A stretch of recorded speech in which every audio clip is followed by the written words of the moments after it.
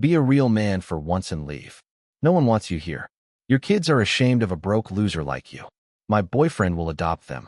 That's what she said while dragging a stranger's suitcase through the front door of our house. 20 years of marriage, 2 beautiful kids, and she looked at me like I was a piece of dog crap stuck to her designer heels. Her name's Vanessa, and trust me, behind those lashes and fake smiles is a heart cold enough to freeze the devil himself. I stood there in the living room holding a grocery bag with discount peanut butter and a half-gallon of milk, watching her lover, a tan, bearded, gym rat-looking clown named Chase, grin like he'd just won the lottery. He had that smug face, the kind that makes your blood boil on sight. He was rolling a goddamn gaming chair into my living room like it was his now. My daughter Lily peeked from the stairs, face pale. My son Jason slammed his door. I think he knew. Maybe they both did. Maybe they saw it before I did. She tossed a thick folder at me. The impact against my chest made a thud I can still hear in my ears. Divorce papers. Adoption forms. Her name already signed in that flawless, venom-laced cursive. I've been patient long enough, she said, like she was the victim in this. You've had your chance. Chase is going to give me the life I deserve. The kids deserve. I looked her dead in the eyes. No screaming. No begging. I just asked how long. She smirked. How long have we been broke? The insult landed harder than any punch. I wasn't broke. I was rebuilding. COVID hit my business hard, but I was getting back on my feet. Slowly, yes, but honestly. She didn't care. The moment the credit card started getting declined, so did her loyalty. I asked how long. I said again, this time firmer. Does it matter? She said, rolling her eyes. Honestly, Ryan, you're so exhausting. You think you're entitled to the truth now? After letting this family rot in your mediocrity. That was the last time she called it this family. I walked to the hallway closet, grabbed my old military duffel, still smelled like cedar and oil, and packed only what I needed. Some shirts, jeans, my father's watch, a photo of the kids when they were toddlers. Not a single goodbye, not a word to her. I didn't trust myself to speak. The door shut behind me, but her words stayed. Be a real man for once. I spent the night in a motel on Route 9. Slept maybe 2 hours. My mind kept replaying everything. The way she looked at me like I was nothing. Like the years, the late-night diaper changes, the long hours at the office, the laughter, the fights, the forgiveness. All meant nothing. And Chase? That grinning piece of crap had probably slept in my bed that night, thinking he'd won. I didn't cry. Not then. I just stared at the ceiling fan, feeling my chest tighten with something I couldn't even name. Rage? Loss? Maybe both. I kept thinking. She replaced me like a broken coffee machine. I left before dawn. I wanted to see the kids before school. I wanted to stand on the sidewalk and watch them walk out, just to make sure they were okay. But what I got instead was the bang. Loud. Sharp. Like a door slammed by a hurricane. I sprinted up the porch and burst inside, just in time to hear her scream from the stairs. It wasn't just any scream. It was the scream of someone realizing she'd lost control of everything. She came flying down the steps in that same robe she used to wear on Sunday mornings when she brought me coffee. But this time, no coffee. No fake smile. Just mascara-streaked panic and shaking hands. Chase was gone, but something else was left behind. And that was the beginning of my revenge. The morning air still clung to my jacket as I stepped into the house again. But the cold I felt had nothing to do with the weather. It was the silence. The kind that screamed. Vanessa's scream was still echoing through the walls as she stood frozen in the living room, her eyes locked on the carpet. She didn't notice me at first. Her mouth was open, one hand clutching her phone, the other shaking like a loose wire. The phone slid from her grip and hit the floor with a small crack. That's when she noticed me. "What did you do?" she hissed. Her voice wasn't trembling from fear. It was trembling from disbelief. From panic. I followed her stare, and then I saw it. The chair. That stupid expensive gaming chair Chase had rolled in with so much pride was flipped on its side. One of its wheels was cracked. But that wasn't what chilled me. It was the red. A dark patch, half-dried, staining the beige rug. "Where is he?" I asked, my voice calm. Too calm, even to my own ears. She didn't answer right away. She stepped toward the spot, then stopped, like the floor itself would cave under her if she moved. Her eyes darted around the room like she was seeing it for the first time, or seeing what had been left behind. "He left," she said, her voice cracking. Last night. After you left, I don't know. We had a fight. He said he was going to the gym. He never came back. Was this before or after you threw away our family for him? I asked. Her lip curled. Don't act like a saint, Ryan. You were already halfway out the door. No, I said, stepping closer. I was building a life you used to believe in. You're the one who chose this. The sirens came before she could answer. Faint at first, then growing louder, slicing through the neighborhood. She spun toward the window. 2 police cars. 1 unmarked. 1 ambulance. Vanessa's knees gave out before they even parked. She dropped right there onto the rug, onto his blood, and screamed like a banshee. I didn't move. I just watched. This wasn't my scene anymore. This was hers. The officers came in fast, guns drawn, shouting commands. I raised my hands, said my name, explained I had just walked in. Vanessa couldn't even speak. She was pointing at the chair, sobbing, mumbling things that didn't make sense. One of the cops pulled her aside. Another started asking me questions. I answered every one, clear and clean. What time did you leave the house last night? About 6:30 p.m. Where were you overnight? Motel. Route 9. Room 117. Paid in cash. Security cameras should have me on tape. They kept pressing. I didn't flinch. I had nothing to hide. But Vanessa, she was unraveling. They brought her outside to sit on the porch steps. She rocked back and forth, whispering Chase's name over and over like a prayer. Then she said something that stuck with me. He said he did something stupid. He said he handled it. But I didn't know what that meant. She looked up at me then, her eyes bloodshot, her face a mess. You did something, didn't you? She whispered. You couldn't take it. You couldn't stand to see me happy. That's when I smiled for the first time in months. Did what? I asked. She had no answer. The cops didn't arrest anyone that morning. They took samples, photos, statements. Then they towed Vanessa's car. Apparently, it had some damage they needed to examine. She didn't even fight it. She just sat there, arms around her knees, mascara dripping like ink. Chase never came back. And from that day forward, Vanessa never stopped looking over her shoulder.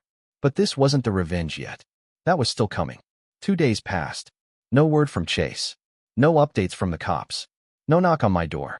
I kept my head low, my answers straight, and my smile hidden. Vanessa, on the other hand, was spiraling. I knew her well enough to predict every move she'd make under pressure, and I knew she'd crack. But what I didn't expect was how sloppy she'd get trying to cover her tracks.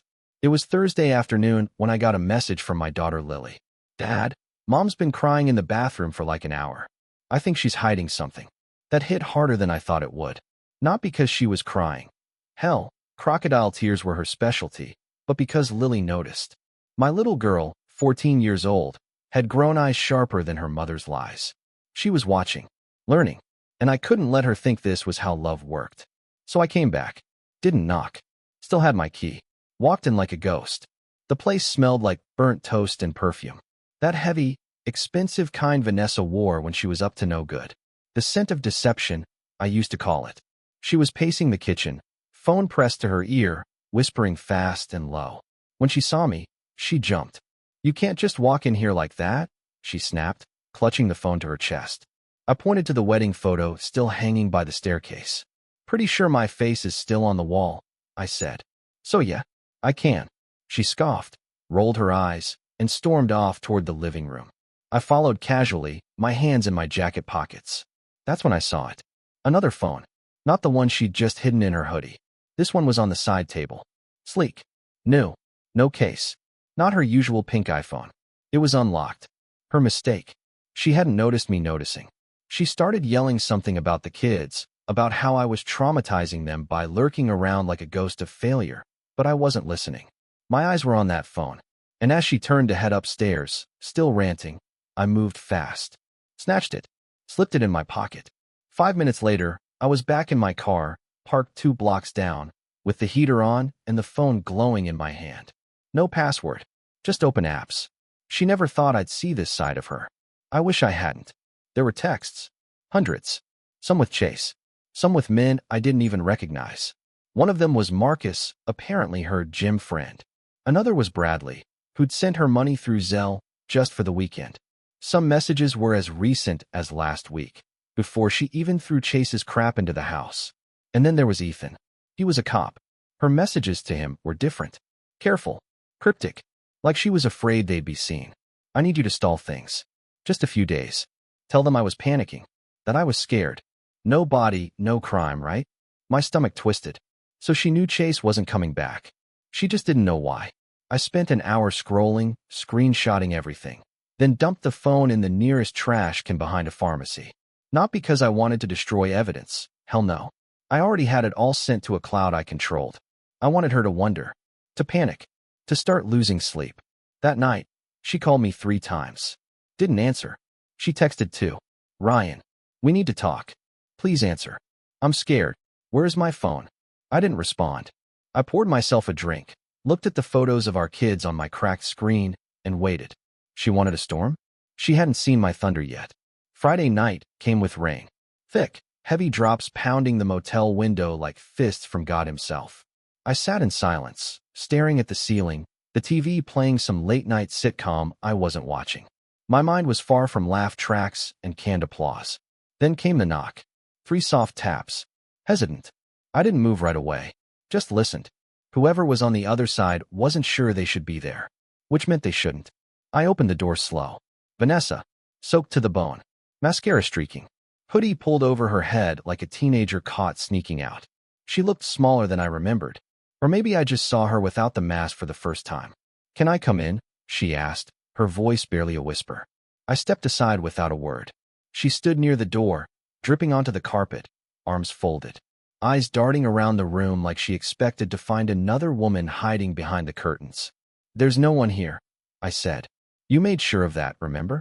She flinched. I'm not here to fight, she said, voice cracking. I don't know where else to go. You've got a house. And a boyfriend. Or at least you used to. Her face went pale. She looked like she hadn't slept in days. Her hands were shaking. Chase is gone, she whispered. Really gone. I haven't heard from him. His phone's dead. His sister filed a missing person report. And the cops, they asked me if we had any fights. If I noticed him acting strange. I sat on the edge of the bed. Did you? She nodded, eyes wide. He was paranoid. Kept checking the windows. Said he thought someone was following him. He even accused me of being part of it. Said I was setting him up. The irony nearly made me laugh. Instead, I reached into the drawer and pulled out a manila envelope. Tossed it on the nightstand. Her eyes locked onto it. What's that? I didn't answer. She moved slowly, like it might bite. Opened it with trembling fingers. Photos. Screenshots. Texts. All of them. She looked up, horrified. You went through my phone, she said, like I was the villain. You were planning to let another man adopt my kids, I said, standing. You don't get to cry about boundaries now. Tears filled her eyes. Not regret. Not guilt. Just fear. The fear of being found out. You don't understand, she started, but I cut her off. No, you don't understand. I was building a life. You were building an escape plan. She collapsed onto the floor, sobbing. And for a second, just one, I felt something close to pity. But then she spoke again. I didn't mean for it to go this far. Chase, he had ideas. Crazy ones. He said you were dangerous. That you'd snap if you ever found out. That's why I panicked. That's why I said those things. About the kids. About you being broke. I slammed my hand on the dresser. No, you said that because you meant it. She shut up. You threw me out like trash, I said, breathing hard. You brought another man into my house. You looked me in the eye and told me I was worthless. And now that he's gone and the walls are closing in, suddenly you're scared? You should be. She stared at me, lips trembling. Did you? I didn't answer. Her silence was a question. My silence was the answer. She stood slowly, back toward the door. If I go to the police, they already know, I said calmly. Every detail, every lie, every message. I've got enough on you to bury you in court and take full custody of the kids. Her mouth opened, then closed. And for the first time in 20 years, Vanessa looked powerless. You're not sleeping tonight, are you? I asked. She didn't reply. She left without another word. The door clicked shut. I sat back down and smiled. Saturday morning. The motel coffee was burnt and bitter, but it was hot, and it kept my hands from trembling. I hadn't slept much again. Every time I closed my eyes, I saw her on that rug, screaming over a stain she couldn't scrub clean. Every tear she cried was a performance, a weak attempt to rewrite the story before it hit the final chapter. But the best part? She still didn't know what page she was on. By 10 a.m., I got a call from Lily. Dad, Mom's acting weird again. She was yelling at someone on the phone and then threw her wine glass at the wall. It's morning. Who drinks wine in the morning? I felt something in my chest crack. Where's your brother? I asked. In his room. Door's locked. He won't come out. Don't worry. I'm on my way. I drove fast, too fast. Rage sits heavy on the gas pedal. When I arrived, I didn't ring the bell. I kicked the door open.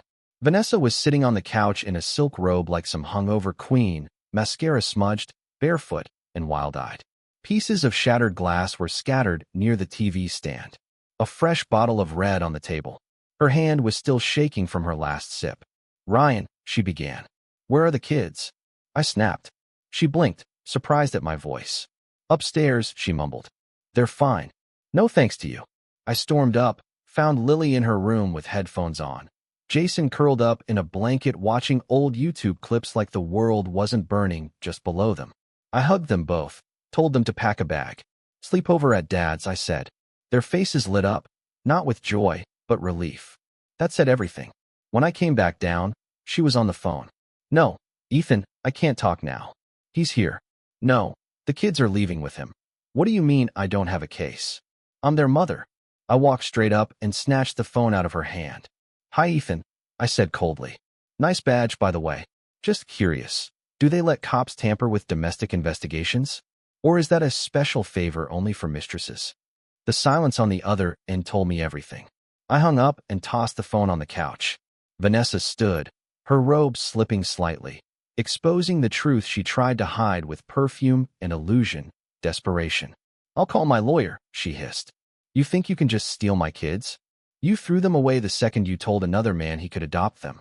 You signed those papers, remember?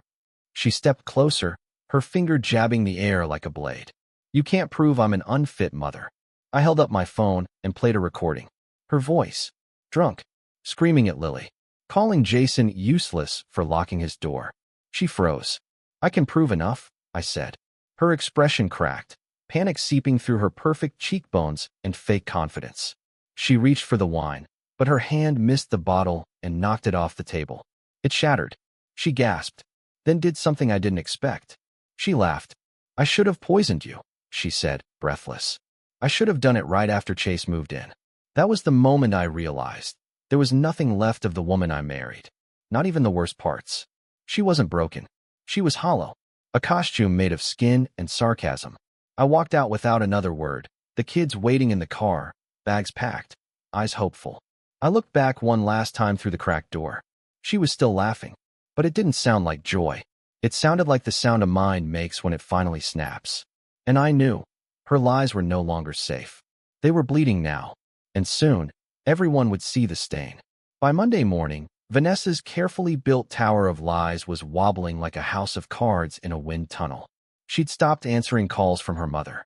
Her Instagram was wiped clean.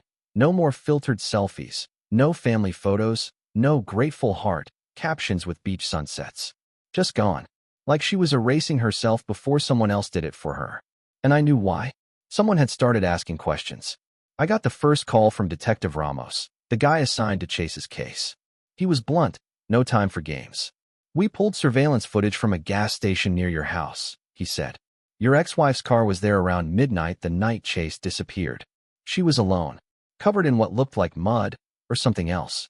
Then she drove out toward the old river trail. You familiar with that area? I knew it well. Back roads. No streetlights.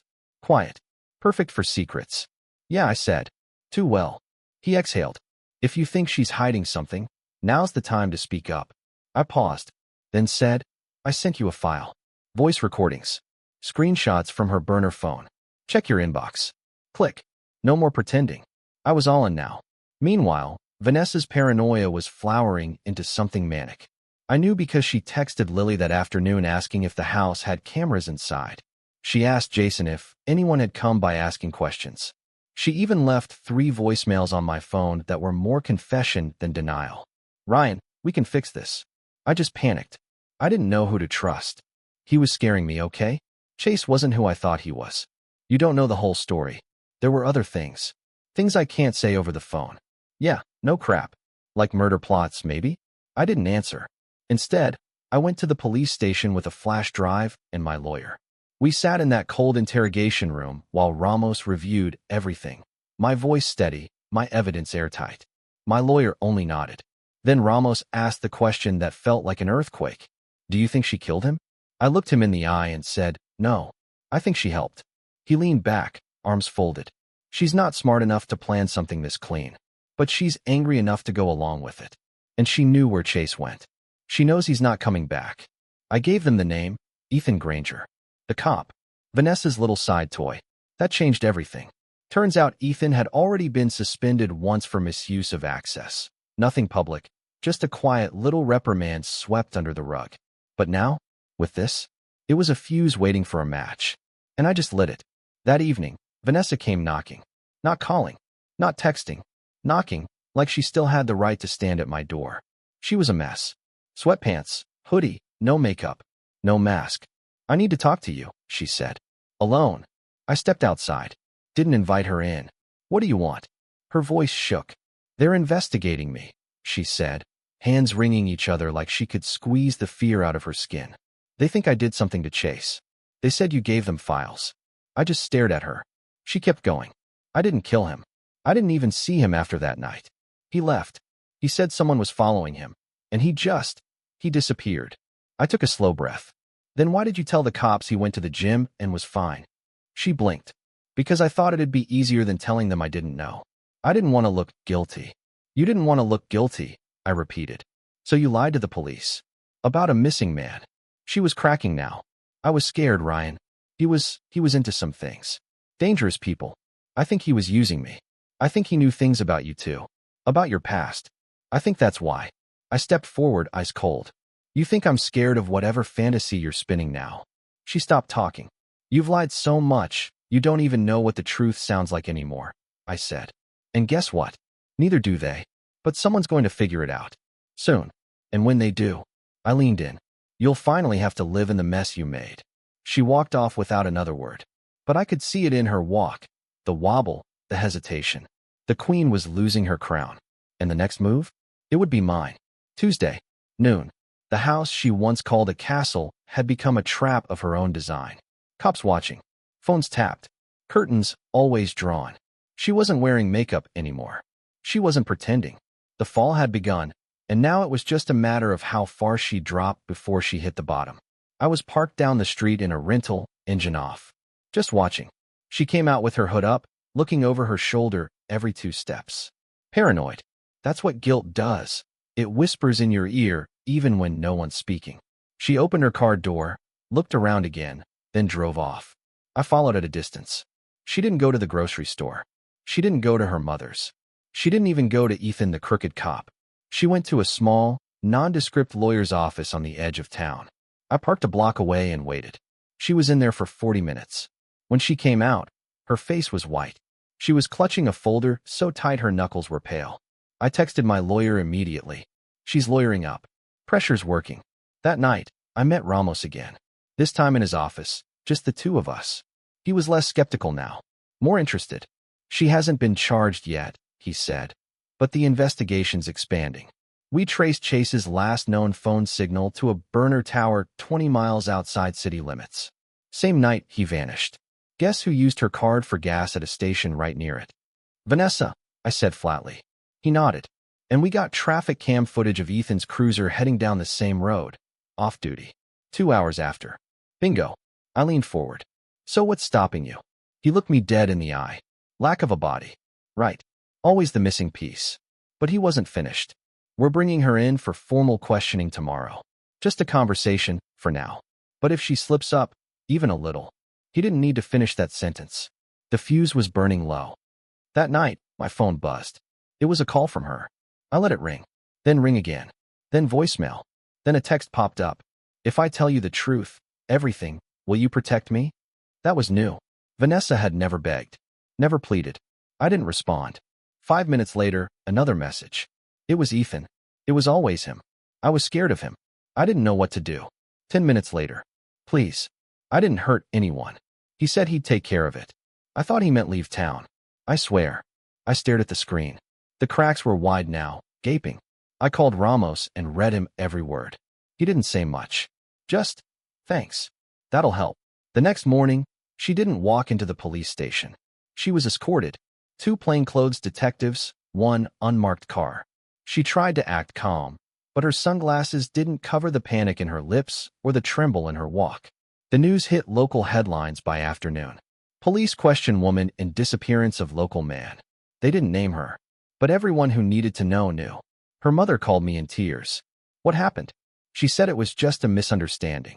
She's been misunderstanding loyalty for 20 years, I said, and hung up. Lily didn't cry when I told her mom had to talk to the police. Jason didn't ask a single question. They just sat next to me, one on each side of the couch, and watched TV like they hadn't breathed right in weeks. They were safe. She wasn't. That night, I got another message. He's dead, isn't he? Tell me the truth. I stared at the screen, heart steady, then replied, you'll find out soon enough. It was Wednesday morning when the knock came at my door. I was expecting it. Detective Ramos stood on my porch, rain dripping from the brim of his hat. Behind him, 2 officers. Not for me. He made that clear. His eyes weren't accusing. They were confirming. We found something, he said. I didn't flinch. Just stepped aside and let him in. He sat at the dining table, placed a sealed file down. I didn't open it. He did. Chase's remains were found about 30 miles outside city limits, buried near an abandoned cabin. Anonymous tip. Said to check the well. He leaned forward, voice low. No prints. No murder weapon. But Vanessa's necklace was buried with him. Broken. Clasp snapped. I didn't say a word. You didn't send that tip, did you? He asked casually, watching me. I sipped my coffee. Do I look like the kind of guy who'd waste a good secret? He chuckled once. Guess not. He stood up. Vanessa's been detained. Obstruction. Tampering with evidence. She lawyered up, but it's crumbling. We've got messages, timelines, inconsistencies. If she keeps talking, she's going to implicate herself in more than just hiding a body. I walked him to the door. She'll turn on Ethan next, I said. She already has, Ramos replied. And just like that, the final domino tipped. Later that night, I got another voicemail. Vanessa. Voice low, broken, distant. They're saying I could go to prison. Ethan's not answering my calls. My lawyer says I should make a deal. Is that what you wanted? To ruin me. She paused, breathing shallow, like every word scraped her throat. You always were patient. Too patient. I guess I should have known you were playing the long game. She hung up. I didn't reply, because the game was over. The next morning, my kids and I had breakfast in a sunlit kitchen. Pancakes. Laughter. Jason asked if we could go to the beach that weekend. Lily asked if we could get a dog. I said yes to both. We were rebuilding. Not from rubble, no. From the truth. And truth, unlike lies, doesn't rot. By Friday, Vanessa was officially charged with obstruction of justice and conspiracy to interfere in a homicide investigation. Ethan? He was suspended indefinitely and under federal review. Apparently, they found burner phones in his locker. Maps. A journal with notes on Chase, Vanessa, and, most disturbing me, he was watching all of us. Planning something bigger. Chase just got caught in the crossfire. Vanessa tried to make a deal, but the DA wasn't in a forgiving mood. Turns out, throwing your husband out while dragging your lover's luggage in, forging adoption papers, and then helping cover up a missing person doesn't win you much sympathy. Not even from a jury. But here's the part no one knew. The part I'll take to my grave. The tip about the cabin? That wasn't some good Samaritan. That was me. 3 weeks before all of this, Chase had come to me. Drunk. Paranoid. Shaking. Said Vanessa was losing it. Said she had lied to him too. About money. About her kids. About me. Told him I had been violent. That I'd hurt her. That I was unstable. He believed her at first. Then he didn't. And when he didn't, she turned on him too. He told me he wanted out. That he was scared. So I told him to come with me. We drove. And when we got to the cabin, I handed him a drink. He didn't wake up again. I didn't shoot him. Didn't stab him. Didn't lay a hand on him. I just let him talk himself into a grave. He confessed enough on that drive to bury them both. I recorded everything. And I left him there. Vanessa thought she had secrets. But I had patience. And patience, unlike revenge, doesn't leave fingerprints. So what did I learn? That love doesn't die. It gets buried under disrespect, one little betrayal at a time. And when the ground shakes hard enough, all those lies come crawling out, looking for light. My advice: don't waste your life trying to fix someone who enjoys breaking you. walk away. But if they push you to war, finish it so completely, they forget how to start another one.